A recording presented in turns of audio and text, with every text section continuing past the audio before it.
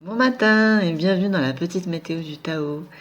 Nous sommes le vendredi 21 octobre, c'est un jour de moisson, et nous allons parler aussi de ce qui va se passer samedi et dimanche. Donc ouverture, fermeture.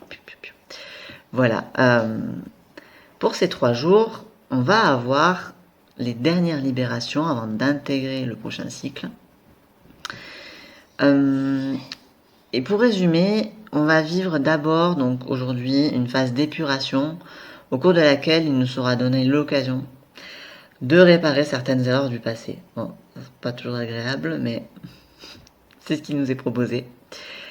Ensuite, samedi, on va pouvoir reprendre notre vision de départ et jouer à l'incarner pleinement grâce au jour d'ouverture qui va nous libérer de certaines entraves égotiques, mais aussi de certains blocages en général. Et enfin, dimanche, donc c'est une journée qui va nous permettre d'intégrer, voilà, en profondeur l'essence subtile de ce cycle et de la transformation collective explorée. Et du coup, tout ça, ça va nous permettre de changer de cycle vraiment, quoi. Voilà. Pour les personnes qui ne connaissent pas le principe de cette météo, vous pouvez aller voir en barre de description ou à la fin de cette vidéo, vous trouverez une vidéo qui vous explique tout ce que vous avez besoin de savoir pour l'utiliser, la comprendre au mieux. Là maintenant, je vais réexpliquer la transformation collective qu'on traverse. Et donc, si vous l'avez déjà entendu, vous pouvez passer direct, passer l'intro, et on se retrouve derrière. Allez, donc, nous sommes en train d'explorer la transformation numéro 23 du I Ching, l'usure. L'usure, c'est cette période de l'hiver où ça commence à être dur. On commence vraiment à voir le bout du rouleau, là, ça y est. On l'a bien senti. Et l'image qui est donnée, c'est l'image d'un lit, parce que le lit, c'est là où on est conçu, là où on est, là où on meurt. Et en fait, donc c'est l'idée de passage, de transmutation et non pas de transformation. Donc il y a une transformation qui est brutale et non progressive. Et, et l'image, c'est que le lit vole en éclats. C'est-à-dire que même le lieu du passage vole en éclats. C'est dire le niveau de destruction dans lequel on est en fin de cycle. Tout est détruit. Et, et en fait, ce cycle-là va nous questionner sur notre manière de traverser ça, alors qu'il y a épuisement, ras-le-bol, des craintes aussi qui s'accumulent. Et un conseil qui est donné par le I Ching, c'est de s'accrocher à une vision qui va nous permettre de traverser tout ça le plus sereinement possible, et que c'est la construction de cette vision qui nous place ensuite dans un nouveau cycle. Voilà. Écoutez, je crois que c'est tout. Donc, je vous laisse. On se retrouve pour les détails juste après l'intro.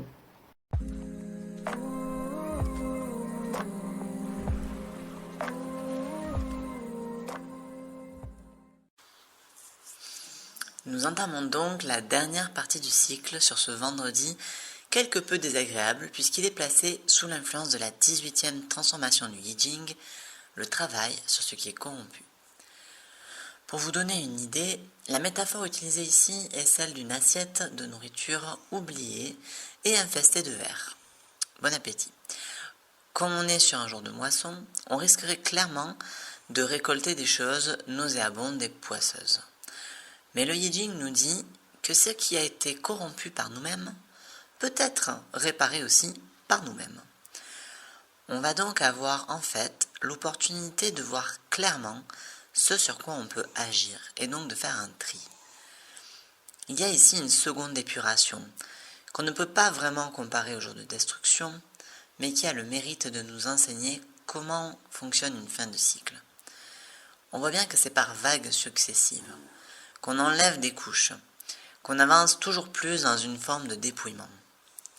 Ici, c'est comme si cette journée servait à solder les comptes pour repartir de zéro, au moins en termes de conséquences de nos actes passés.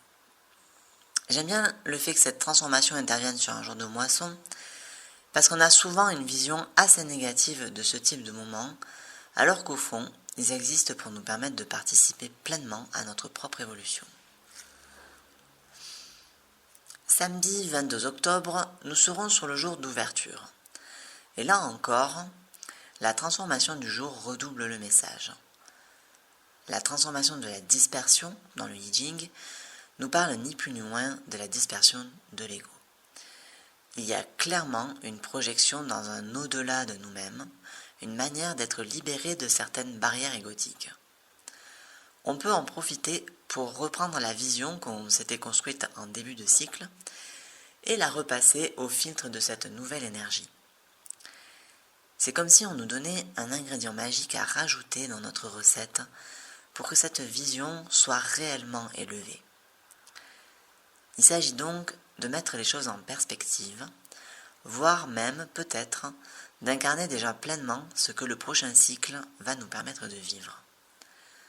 Comme l'ego qui sépare est moins présent sur cette journée, on peut avoir accès à l'énergie globale du prochain cycle et jouer à l'avoir déjà vécu. Ce mécanisme, que certains appellent loi d'attraction, va effectivement activer encore plus notre capacité d'être créateur. C'est un peu la petite graine, le germe de vie qui subsiste une fois le cycle bel et bien clôturé et tout le travail de purification accompli. Je ne peux que vous conseiller de prendre soin de cette journée, de son déroulement, de vos énergies. C'est une journée pour aimer et partager, s'ancrer en profondeur et faire circuler ce qui demande à circuler. Enfin, dimanche, nous clôturerons ce cycle par une transformation très intéressante puisqu'il s'agit de la 56e transformation du I Ching, le voyageur. Cette transformation nous plonge dans une ambiance de précarité, de déplacement incertain et de relations éphémères.